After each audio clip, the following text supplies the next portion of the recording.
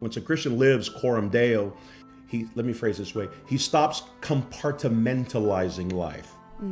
He stops dividing life into little compartments. He's not asking whether God cares about his decision, this purchase, this habit, this meal, this vote, this friendship, this school, or this vocation. He knows that every choice is made before the face of God, and God cares about everything. And this is precisely the point I think that's so pertinent to this conversation here, is that there's no room for neutrality, and that our identities as men, as husbands, as wives, as women, as churchmen, churchwomen, our identities are stabilized when we remember that we stand in the presence of God.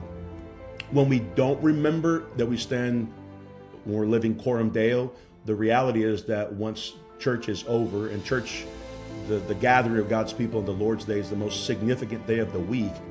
But if we're not there in the heavenly places, communing with Jesus Christ, if what we do from there is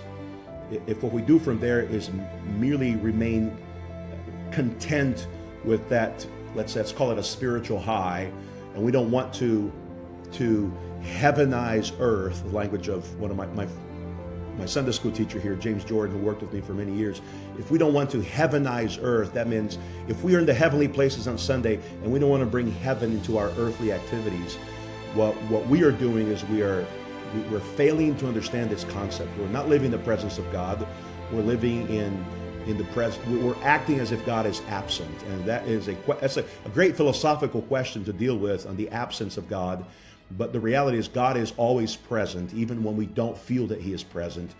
The psalmist struggled with this quite a bit, but I think that's the reality we need to embrace. Otherwise, we're going to fragment our lives, and we will at times convince ourselves or even justify ourselves in doing things as if God were absent.